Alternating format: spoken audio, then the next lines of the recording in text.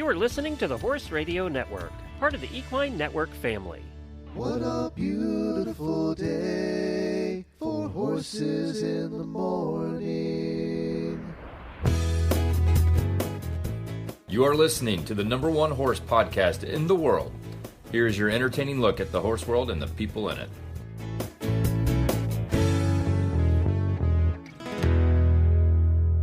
I'm Julie Broadway, president of the American Horse Council.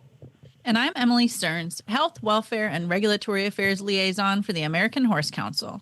And you're listening to the special monthly American Horse Council episode of Horses in the Morning on the Horse Radio Network for August of 2026. It's time to hear from the American Horse Council in this monthly episode of Horses in the Morning. So, Emily, agritourism is one of the fastest growing segments of the rural travel, and it's creating new opportunities for farms, ranches, and horse businesses across the country. While many of us have experienced agritourism as visitors, we haven't really talked a whole lot about from the perspective of people who are creating those experiences. And we've talked about travel a lot for horse shows and trail rides and vacations. But today, we talked about, we want to kind of flip the script. We're talking about how opening your farm or your horse business to visitors can become part of your business plans. And for folks that don't own a business, this is a really great opportunity to learn about fun things that are out there to do on farms. And when people hear the term agritourism, they often think it just means like a trail ride or a dude ranch. But it's actually so much broader and deeper than that.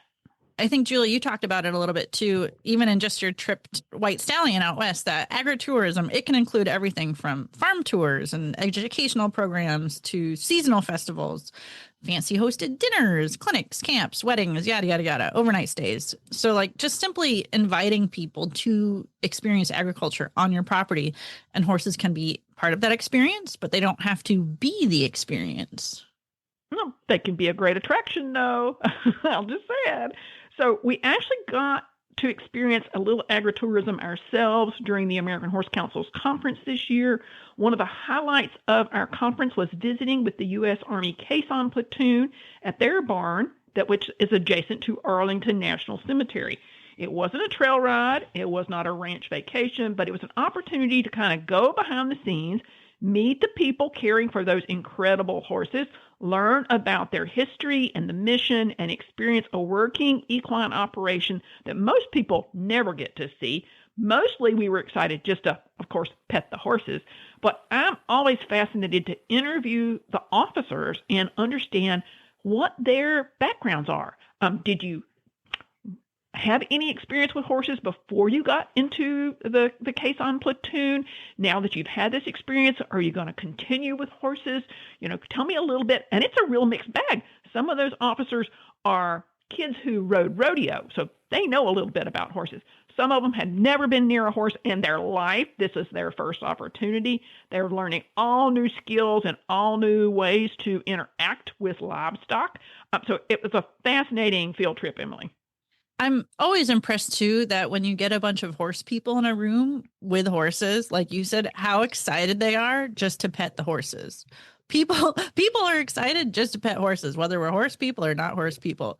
So it's a great example of people looking for authentic experiences, really. So non-riding things I've done on horse farms when I travel are things like getting ice cream from a food truck in the parking lot.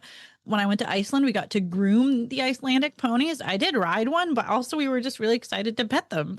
And going and watch the horses at Breeze at Keeneland, that counts as agritourism. So those experiences really stick with you and kind of connect you to wherever you are. So funny side note real quick, Emily. A couple of years ago, I spoke at the Kentucky Equine Law Conference, and I had to get an Uber from the hotel to get over to Keeneland to the sales facility, which is where they hold the conference at. And the Uber driver got lost, and we ended up having to go through the backstretch and around all the barns in order to drop me off that morning to speak at the conference. And I was just like, stop the car. Let me just get out, because I'm behind the track. I'm seeing everything that's going on with the backstretch workers and everything that's happening there. And it was just so fascinating to me. And I was just like, went down a rabbit hole. Anyway, sorry, I digress. So one of the things that listeners should know is that according to the U.S. Agritourism Directory, there are more than 13,500 agritourism businesses across the U.S. They range from farms and ranches to vineyards to orchards and countless other agricultural experiences. I just learned about the cheese trail, and Maryland this month is having the ice cream trail. So all of these different agribusinesses are creating different ways for people to get really engaged and learn more about, what we do. And we listened to the guest we have today at our conference, and we're excited to have you all listen to her in our interview portion. But I'm just, after listening to her present, I'm aiming for my farm to be agritourism business number 13,501. So it's a lot to think about as we listen in. So we're broadening the scope, really. We want these ag businesses to include more horse farms and get everyone out there thinking about how they can think beyond traditional boarding or training models and explore whether agritourism, whatever that looks like, could become another way to kind of connect the public and diversify their business. Hey, and a quick side note and a shout out to my good friend, Dr. Chelsea Hussman at the University of Texas A&M. She grows wildflowers, and she has tours of her flower fields and goes to farmers markets and sells bouquets of flowers. And it had never occurred to me that you could make a whole business model out of just doing that right there. It's like, Okay, so to help us navigate all that, we've got a really great guest today, an expert in agritourism, we believe, because we heard her at conference, and to discuss what opportunities exist and what makes a successful operation and how horse businesses can decide if agritourism is a good fit for them. So stay tuned to learn more, and we'll be right back, but we're going to take a quick break and hear from our sponsors. Okay, so this segment, folks, is brought to you by Jarvis Insurance. For over 80 years, integrity, professionalism, loyalty, and compassion have been the foundation of everything that they do. They are a fourth-generation agency, and their legacy speaks for itself, and so does their commitment to protecting what matters most to you as horse people. Proud corporate sponsors of the American Horse Council, they understand the unique needs of horsemen and horsewomen because they are horsemen and more horsewomen themselves. From tragedy to triumph, they're with you every step of the way. Your dreams deserve protection you can trust. That's why they offer comprehensive equine insurance solutions, including mortality coverage, worldwide protection, farm and ranch policies, and liability coverage tailored to support every aspect of your equine lifestyle. So check out C. Jarvis Insurance Agency, protecting your dreams for 4 generations and counting. We are excited to have with us Aubriana Johnson. Aubriana, welcome. Please take a second to introduce yourself. Hello. Thank you so much for having me. I'm so excited to be here. Not quite a repeat, but after the AHC conference, I'm like, yes, let's talk about agritourism as many times as possible. So my name is Aubriana. I'm from Chapel Hill, North Carolina, and my background is actually in veterinary medicine. So if you know anything about attempting to get into vet school, you know that you have to get thousands of hours of experience. I was able to do that throughout college, going to NC State, and I went to so many farms. I got experience with horses because that was my passion, but I got to see small ruminants, camelids, alpacas, llamas, goats, actual camels, cows, and in traveling to a lot of those different farms, I got to see all of the things that farmers all across North Carolina are doing to make money on their farms. And it was there that I discovered, wait a minute. Those farmers are not simply farming. That's not the only thing that they're doing, especially when they're, have a flock of sheep and they're doing wool classes and fleecing classes and teaching people the craft of fiber work, right? That was where I discovered agritourism and where I kind of really got interested in it. So before I get to my question for you, I have to just do 2 little shout outs. Number one, my husband and I are both originally from North Carolina, so go pack, woohoo, wolf pack. And number 2, I first got exposed to you because you were doing a reading program with a miniature horse. Take just a minute to help people know a little bit about how great that program is. And I know you're coming to Maryland maybe soon to do that program. So talk about that for just a second. Yes, that's my precious baby, angel sent from above. So in 2019, I actually started writing and illustrating children's books. The series is called Cowgirl Cameron. And I happened upon a little miniature horse from Craigslist who was just simply fantastic with children. And so I said, you know what? I am all about increasing representation in kids' literature and in the horse industry. So how about I write some children's books about this little miniature horse, and we can go off and do readings, in schools and libraries and community centers, and read and teach kids about horses and Black cowboy culture and what that experience is like. So that is what Cowgirl Cameron is. And little Encore, the miniature horse, is a character in those children's books. And he gets to go with me to libraries, school events. We go everywhere, all up and down the East Coast. And we are on his second van. Never thought that I would be buying specific cars for my animals, but here we are. And, we just go around and really try to ensure that kids are having a good, positive first experience with horses. So after we read the books, they get to come up and pet Encore and learn about them. And he just is a gem. He's got his little Build-A-Bear Converses that he wears. He's, I'm a little disappointed we didn't invite Encore onto the podcast with you. He probably has strong opinions. He does. He does. And recently I was just informed by my parents that his newest opinion is whether or not the fence is optional. He was out this morning. So me and Encore need to have a conversation. So I only do that little bit of introduction, folks, because this is a true entrepreneur. You can see the diversity of all the different things that she's doing to try to bring agriculture to the people and to get people to come to agriculture. So the question that I have is, what's the definition of agritourism? Because I think there's a lot of misperceptions about what agritourism is. Yeah, absolutely. And the simplest way that I can put it is that agritourism is any activity that invites the public onto a working farm or ranch or some sort of agricultural operation for the purposes of education, entertainment, recreation, or hospitality. So there's a range of things that lives in there, but if they are coming there not solely to purchase the commodity that's being produced, that anything outside of that transaction can be considered agritourism.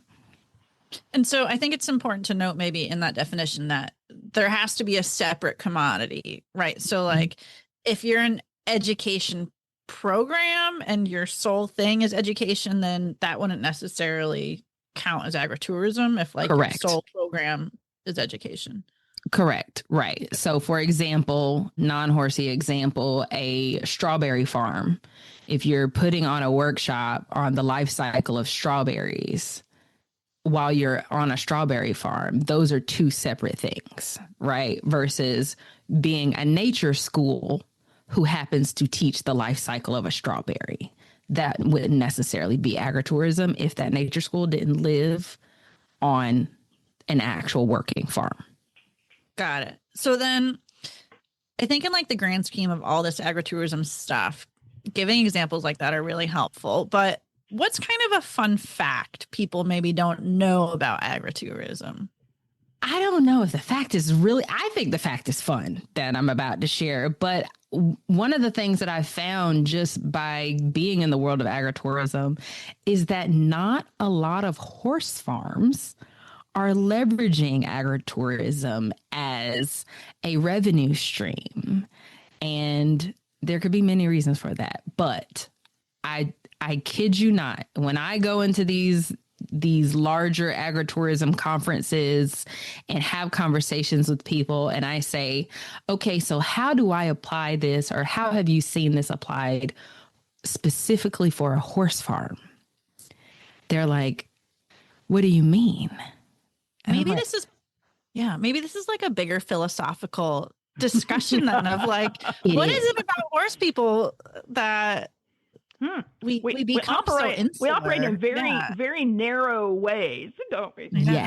Yes, we do. And I think the challenge has been not considering ourselves farmers. Mm-hmm. I think that's and that's something Julie and I really pressure for, right? Because horses are livestock, and thus we are agriculture and we are farms. And for some people, there's definitely that disconnect a little bit. Yeah. So my follow-up question is going to be a little weird. So I have to preface this by saying, so a lot of people call us at the American Horse Council and say, I've got these empty stalls. I think I'm just going to open a boarding business. This can't be that complicated. And we're like, whoa, hold on. There's a whole lot to consider here. So talk a minute about what people should think about. What are the challenges that they should consider if they want to try to leverage agritourism and bring this experience to people on their property? Right. So this kind of goes into what we were just talking about. I feel like the first challenge is your mindset, right? And what agritourism is a separate part of the business. It is not you can't go from, I'm a horse trainer and I only ride horses and that's all I have to do, to doing agritourism without doing a lot of mental, gymnastics to say, okay, this is a different part of the business. So there are different things I need to consider, like dealing with the public. And that was what a lot of the feedback that I got after the AHC presentation, to say, well, I don't want to deal with the public. And I'm like, okay, well, don't make that a revenue stream. But also, if you want revenue, you got to deal with the people who have the money. So thinking differently about what your business looks like is the first challenge anyway. Immediately after that is understanding what you need to do for safety purposes when you are bringing additional people on the farm.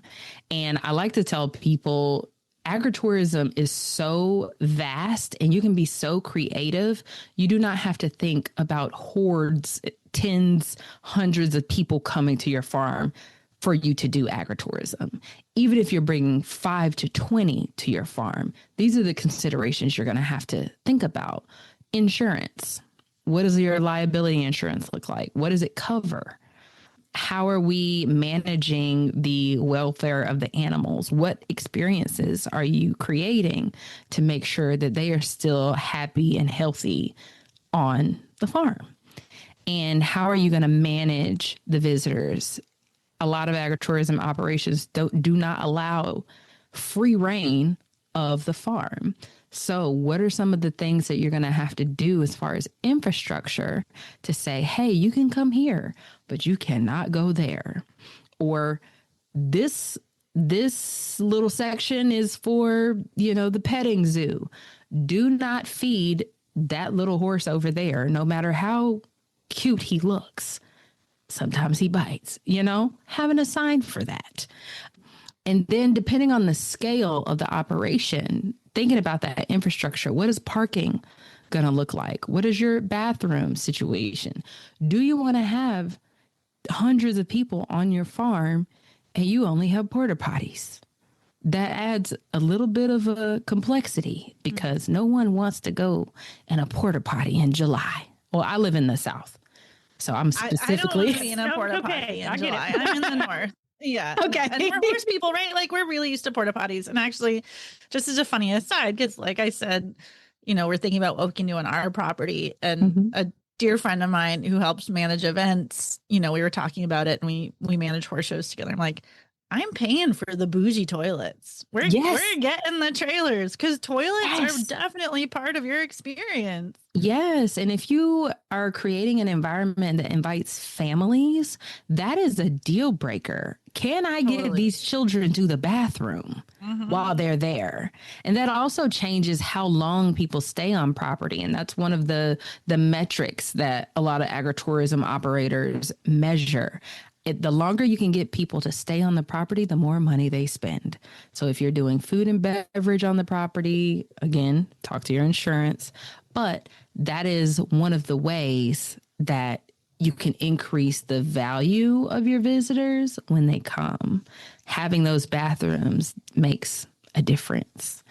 So I'm envisioning hearing an episode later this year when Emily gets this thing off the ground to tell us all about the charcuterie and cheese boards and all the other things that she's doing, since she's doing bougie toilets too. Charcuterie so last year, Julie. Get with it. Come on. Yeah.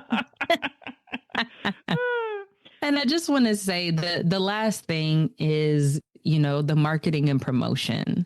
It's completely different than a boarding facility or a training operation or even a breeding facility, right?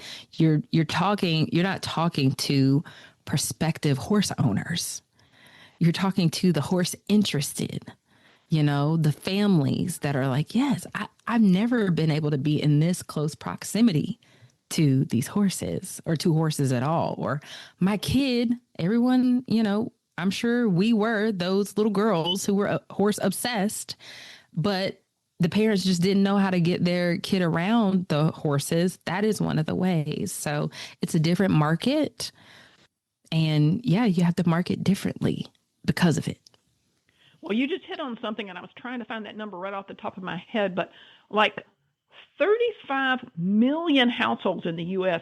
contain a horse enthusiast, but only about, what statistic, Emily? It's like only about 10% or so of those, maybe not even that many, are horse owners or active participants. So there's this. So I think like 1% are horse owners, 10% are active participants. But what that tells us when we do these economic impact studies is there's this huge market out there that's waiting to be seized and wants to be involved.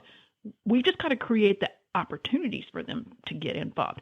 So give us some examples of some agritourism businesses. You had some at conference that everybody in the room just loved. Yeah. One of my favorite examples is a track that I went to in South Carolina. It is Springdale Training Center. I've gone to the Carolina Cup down there, the steeplechase competition. They do a biscuits and breezing, and you can go out and watch the horses breeze in the mornings. The things that they're going to be doing any day, every day, but bringing people out and giving them biscuits and allowing them to watch.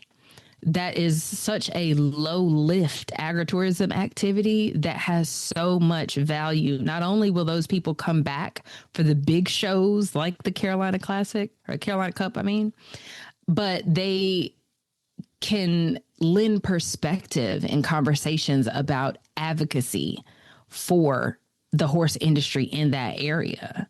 They can offer that support because they've been there. One of my other favorite examples, because I've studied wine for the last 4 years, going out to Napa and riding horses through the vineyard at one of the wineries out there. That is also a thing. Of course, when you get off the horse, you've had such a great time that you need to do a wine tasting and eat some charcuterie. And it's fantastic. Oh, that's amazing. There is a vineyard in Virginia, and I don't recall the name of it, but they have created an entire entertainment venue. So you don't go to necessarily drink the wine. You go to hear the band and to enjoy the outdoors and have a fire pit and all that kind of thing.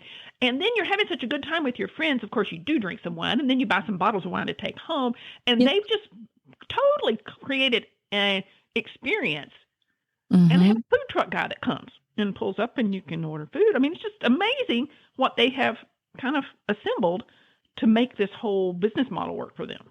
Yeah. One of the things we're thinking of, and I'm going to tip my hat, but like if any horse farms out there want to take my idea, as long as they're not within 10 miles of my property, I'm going to call them sheep shows. And we're going to do 3 movie nights next summer out in our sheep field. Mm-hmm. And you can get one of those portable movie screens, and people are going to come park with their picnic blankets. And we're going to try to time it on days we move the sheep from one field to another. So people get to learn about our rotational grazing, and that's going to be it. So like on a horse farm, if you have a nice pasture or a nice grass field, park those people with a movie screen right next to their horses, and they're going to want to just sit there and look at your beautiful horses and watch, Finding Nemo or something. Yeah.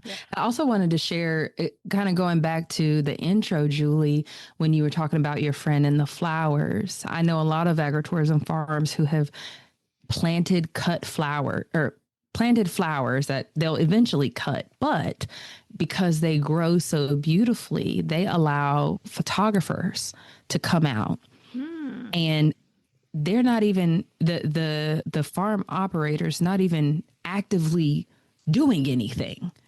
The photographers are renting the time or the space to bring their clients out to take photos. So the horses aren't even involved, but they want that environment. They want the ambiance. They want the flowers and the horses in the background. And, not everything has to be actively hands-on with the horse. And I think that is absolutely an opportunity that horse farms can leverage. There is a farm near us that charges $500 for a private 2-hour Instagram session in their sunflower field. And that's all. They do nothing. You just get 2 hours to yourself in the sunflower field. They don't have to be supervised, and they get $500 for those 2 hours. Yeah. It sounds crazy until you realize people are paying it. Yeah. Okay. So Emily, side note again, you made me think, if you're going to do a sheep thing, I'm definitely coming to visit, because I'm hoping one of the movies is going to be The Sheep Detectives with Hugh Jackman. Oh, it's I didn't even think of obviously we'll watch like Babe and The Sheep Detectives, Just saying. Oh my gosh. Are there some really innovative other businesses you want to share that really stand out to you? Yeah. They don't have to be horse related. Yeah. Well, I really enjoyed seeing the farm stays, where somebody puts up either maybe a camper or like a little cabin or tiny house on the farm. And that could be booked out for like artist residencies or Airbnb, something like that. I've really enjoyed seeing how people make that a part of their farm. I love anything with a goat or alpaca. Okay. So you see things like goat yoga, and I just saw, scrolling online, ponies and Pilates, and they were doing Pilates right on the outside of a field of miniature horses. Yes, sign me up. Okay. There's so many things to do. Escape rooms, corn mazes or different kinds of mazes. I know in the hay bale mazes is something I've seen. If you don't want to plant corn, I bet you have a lot of hay and hay bales and a hay bale maze for kids of just like a single, not even stacked, just one hay bale on the ground. Yeah. Or any sort of, and it doesn't even have to be a routine, like we're open every weekend for this thing. Executive retreats. If you have a property that has that aesthetic, beautiful factor, and you have the room for it, say you have an apartment over your barn or some sort of building, you absolutely can do things like that. And yeah. Cool. So where do people go? Where do they find the resources to learn more about agritourism, and what are the protocols or the processes they need to follow? Because I'm sure if I had the property like Emily does and I wanted to establish this, I can't just go do that and hang out a sign or start running an ad. You got to check with somebody. Yeah, you definitely need to check with your town or city zoning, right? That is the one of the first steps to make sure you are in compliance with whatever the rules are in your area. Also checking your state agritourism association. Many states have them, and they have a ton of resources that are specific to your state. And they have the resources that can help you advocate for agritourism if you need to take something to your town zoning to make sure that you're in compliance with what you have going on. Talking to cooperative extension, every state has one of those. Your state's Department of Agriculture, Farm Bureau, because you're going to have to figure out the insurance thing, talk to your insurance companies. But I have a couple of agritourism specific resources. They are online newsletters or associations, the Global Agritourism Network. There is an individual called White Hutchinson. You just Google White Hutchinson. The most comprehensive agritourism newsletter I have seen in my life. It is so detailed with research and statistics and current trends and, what are people using to manage tickets or ticketing on their farms? How are they organizing visitor flow, things like that.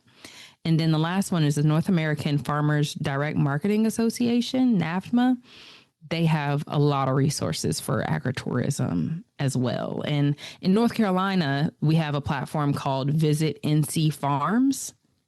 And that is an app that shows all of the North Carolina farms that have signed up, and you can build out itineraries on there. You can see trails, like you were saying, the cheese trail or the blueberry trail or the wine trail or the women-owned farms trail. Things like that are available on some of these smaller, very niche pieces of technology that are built just for these kinds of experiences.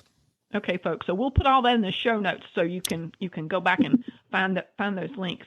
Are there grants or funders available to help startups do this? I think, Emily, didn't you get a grant to do some of your sheeping? Yeah, so it's not agritourism related, but my grants are through the National Resource Conservation Service in terms of getting fencing for my pasture and redoing the farm road that leads from the main road back to where our pasture is. And I would not be able to be considering doing any of these activities next year if we didn't get that grant for the farm road, because people need to be able to drive to where we're going to have the parking. So there are, if you're creative, there are definitely ways to find some funding out there. It's not necessarily a quick process, especially if they're government related funds, but there is opportunity out there if you're looking. Yeah, you're exactly right. And the government likes to fund things that are already started. It's not like I have this idea and I would like some money. They like for people to already have land, already have some skin in the game. And so you're exactly right. Reaching out to the NRCS. And this goes back to our horse farm owners, our farmers. When you think like a farmer, you get into the rooms where the farmers are and you understand the resources that are available to the farmers. Because I went to Small Farms Week at North Carolina A&T University and learned that there are on-farm field trials. And there was a representative there and he was saying, yeah, we are testing fencing. And we're looking for places, we don't have the capital to have the animals. So we're looking for places to install fencing so that we can see how it fares. And I'm like, horse person brain alert. You want to you want to pay me to fence my farm? Mm-hmm. And what I love, so I learned about the NRCS grants because when we bought this property and I was going to need to be driving more than just a truck and trailer, I did the women's tractor driving and maintenance class through cooperative extension at the local land grant university. Mm-hmm. And one, it was a great way to network with other local women farmers. And B, that's where I met the extension agent that manages connecting farmers with NRCS. And that's how I got my grants. So think like a farmer. I'm just a horse girl that decided to get some sheep to make 60 acres feel worth it. Mm-hmm. There's opportunity out there if you're getting creative. Yeah. And then just general business grants, right? Looking at ways to expand or increase the value of a business. There are grants out there that invest in that. So think about where your positionality is. Are you a woman-owned business? Are you a minority-owned business? Are you a small business? Are you a veteran-owned business? Looking at those different intersections to find grants that are specific for you or for a specific part of your business. Like, for example, I got a grant to increase the value of my business through trademarking because I wanted trademarks. I trademarked the Cowgirl Cameron book series. So I was able to pay, or they paid for that. I didn't have to pay for any of it, but it wasn't, please fund my entire business. No, it was this very specific part of my business. The grantors, the funders' goal was to increase the value of small businesses. And that was one of the ways. So there's so many ways to do it. Now you're giving me this really interesting idea I'll pursue offline. But years ago, when I lived in Raleigh, there were these small business incubators. If you're starting a new business, you could get a little space in the incubator. You don't have to have brick and mortar. We could create a farm girl, kind of incubator and do it virtually. There's a lot of ways to go about doing this. Yeah. Okay, Emily, what else do we need to do? And then we'll wrap up and get with the rest of today's episode. I fear if we keep going, I'm just going to have Aubriana write a business plan for me over the next hour. So I think we have to cut it here. Well, we are so appreciative of your presentation at conference. We are so appreciative of your time today. Folks, we'll put a lot of contact information in the show notes. And we may have her back for episode number 2 a little bit down the road and sort of see how some of these other things have kind of matured and evolved over time. And if you have an agribusiness out there in our space, let us know so we can give you a shout out on social media. We're always happy to promote people who are doing unique and innovative things in the entire ag equine community. So thank you again for your time and have a great rest of your week. Thank you so much for having me. So our legislative and regulatory update is brought to you today from Piranha. Whether we are on the back of a horse at the barn or watching from the sidelines, there is nothing more annoying than a flying insect. And flying insects are a big deal at this time of the year, folks. So family owned and made in the USA, and with over 50 years of experience, you can count on Piranha, your trusted leader in insect control, to keep those pests away. Check it out. It works. So, Emily, our legislative and regulatory update today, you mentioned tackling a topic that almost every horse owner will deal with at some point in time, and that is horse movement. Yes, and I love this topic because it's something people don't often think about until they're getting ready to hook up the trailer, which is too late. And whether you're headed to a horse show, a trail ride, a clinic, a breeding farm, a sale, or moving to a new boarding facility, in-state, out-of-state, what have you, there are rules in place that keep horses healthy while they're traveling. And I think sometimes those rules can feel like it's just another piece of paperwork, but there's actually a really good reason that they exist. Yes, and it's something we hammer on with USDA in particular all the time, but the horse industry, especially compared to other livestock industries, is incredibly mobile. So unlike many other livestock species, horses travel constantly. The same horse back and forth, multiple horses back and forth across the country, in and out of towns, 1 day a week, 10 days a month, all the time. Horses are on the move. Some horses can visit 5 or 6 states in a single competition season, and others are attending fairs or rodeos or trail rides where they come into contact with hundreds or thousands of other horses, especially at some of those big events. And I know that is one of the things that is so unique about our industry. Yes, but it also means that if a contagious disease gets into the system, it can spread very, very quickly. And that is why movement regulations exist. They're designed to slow or stop the spread of disease while allowing as much normal movement as possible. So before we dive too deeply into movement restrictions, let's talk about that paperwork that most horse owners are familiar with. Right. So the two big ones are a certificate of veterinary inspection, or CVI. A lot of us just call it a health certificate, and your Coggins tests. Now, people sometimes think those are interchangeable, but they're actually pretty different. Yep. So a Coggins test is the blood test that tests for equine infectious anemia, or EIA. And once a horse becomes infected with EIA, there's no cure. So testing is one of the primary tools we have to prevent the disease from spreading. And your certificate of veterinary inspection is completed by an accredited veterinarian after examining your horse. And it's a document that says the horse appeared free of signs of any contagious disease at the time of examination. And it has to meet certain requirements for the state you are importing to. And those requirements may vary greatly. Yeah. So depending on where you're going, most states require a CVI for horses before entering the state, completed within like a certain number of hours or days before they get on their trip.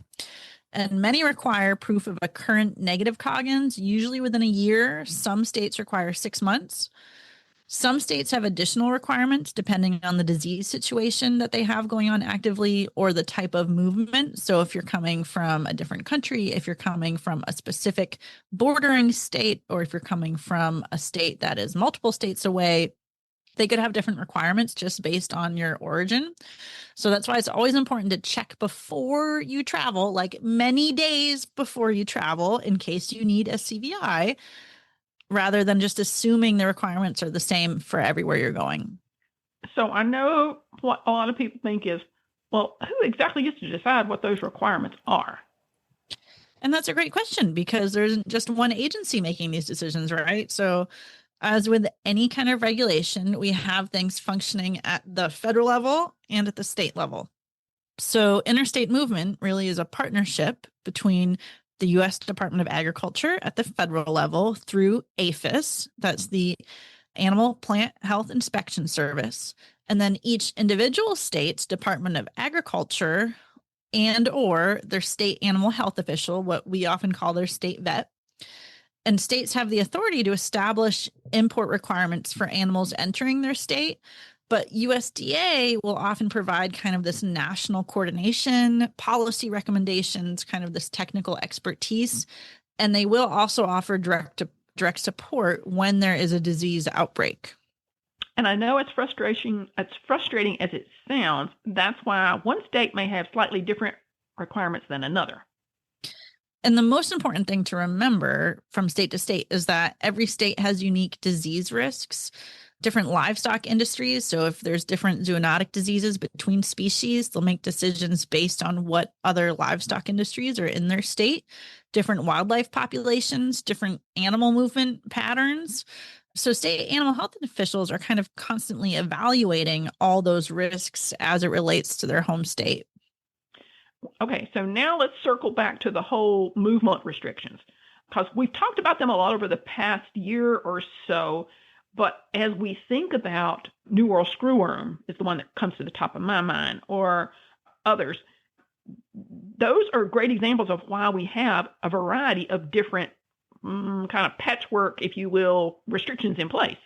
Yeah, exactly. So the three most recognizable, most recent examples we have are EHV1, equine herpes virus 1. We've had multiple outbreaks of that.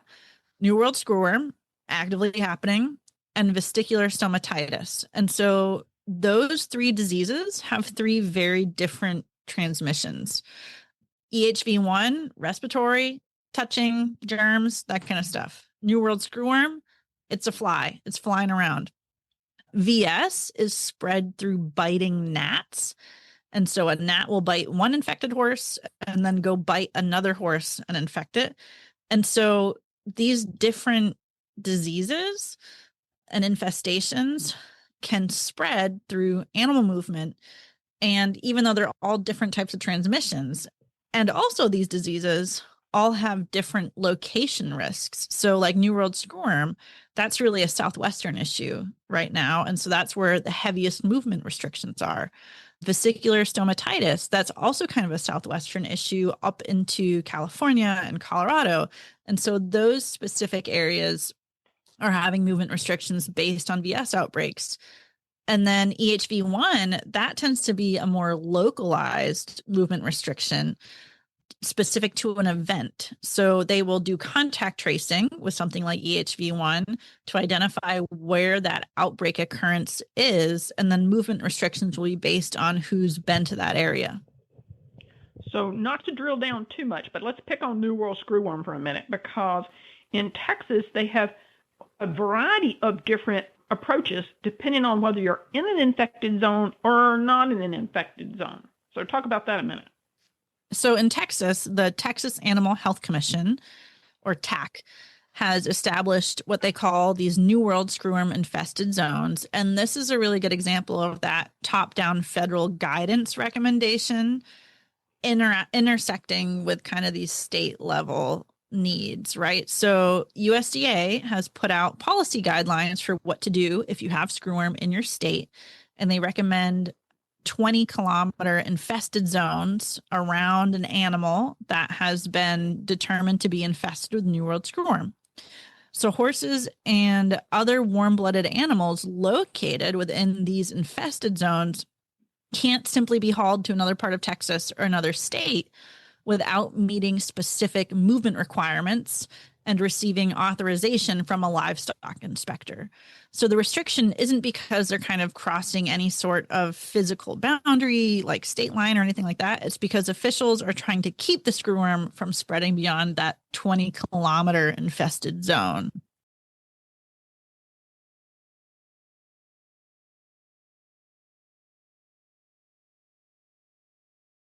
We could talk a little bit more about EHV1 or some of the others, but I think the bottom line that everybody needs to know is that movement restrictions are based on disease risk, not on convenience, if you will. So how do officials decide when a movement restriction is necessary? That's the hard part, right? Because sometimes movement restrictions feel really inconvenient, especially if you have like a horse show you're trying to get to.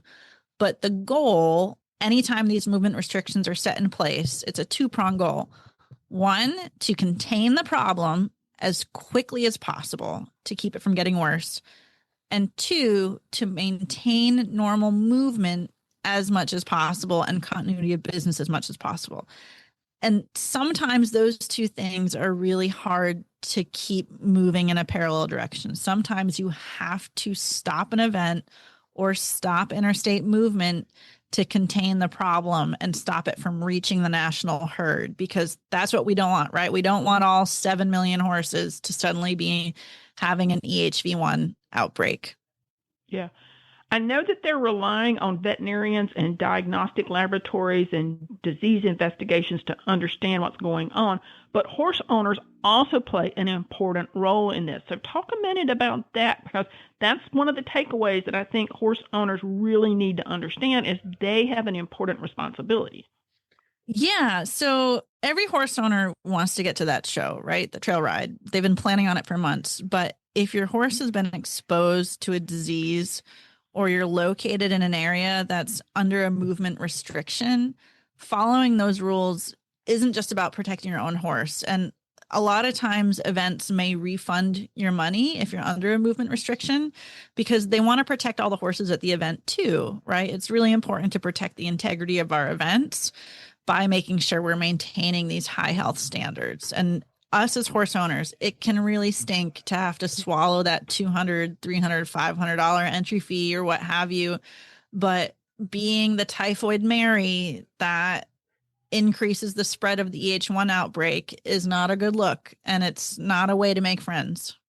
Yeah, I know it can be disappointing to miss an event, but I think it's really important that people know they don't want to be ground zero. They don't want to be the one that set off one of these outbreaks. Right, exactly. And I think one thing too, when we talk about outbreaks, we talk about, it's easy to think about national or going state to state, but some of these diseases are very localized. So things like strangles or EIA or rabies. And I say rabies, people think they don't have to worry about rabies, but we've had multiple horses reported the rabies this year already. A state animal health official may place your individual farm under a quarantine if you've had a positive for one of those diseases, for a reportable disease, and not place any other farms in the state under quarantine, or not put like a general area movement restriction. Just that one barn will have a movement restriction. And so it's a very targeted restriction, but it's incredibly important because it prevents one isolated case from becoming dozens, and especially something like rabies or strangles. Those can have very, very severe consequences. Okay, so let's jump ahead and tell horse owners where they should go if they're planning a trip. First, talk to your veterinarian.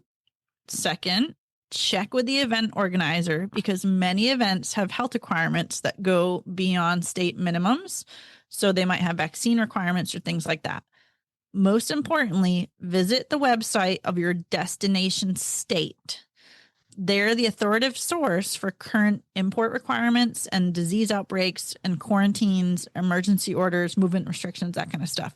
Someplace like the Equine Disease Communication Center is a really great website to check out to see where outbreaks are. However, EDCC won't have your state-specific movement requirements. You always need to check your local movement requirements as well as your destination movement requirements, especially if you're traveling during an active disease event, which we have going on right now with vesicular stomatitis and New World Screwworm. And again, EHV keeps popping up over and over. So I'm going to reiterate, please don't rely on what someone posted on a Facebook or social media site. Please go to the appropriate authorities to get information that you need. Yes. That's yes. Well-intentioned advice, what people hear on Facebook, is not always accurate. And if it is accurate, it's not always current. So the official sources, especially when we're seeing things like New World Screwworm, some of these movement restrictions are changing hourly as states try to figure out their plans or are getting infested zones, that kind of stuff. So the official sources are always the people managing the disease response. They're always going to be your number one go-to. Okay, so the takeaway we'd like you to get today is that movement regulations aren't designed to keep horse owners from traveling. They are designed to keep horses healthy so we can continue to travel and we can compete and we can breed and we can enjoy our horses for years to come. Exactly right. And again, we understand why these regulations exist. And it's really, really important that each of us does our part by following them. We're not helping to just protect our own horses, but we're protecting the entire industry.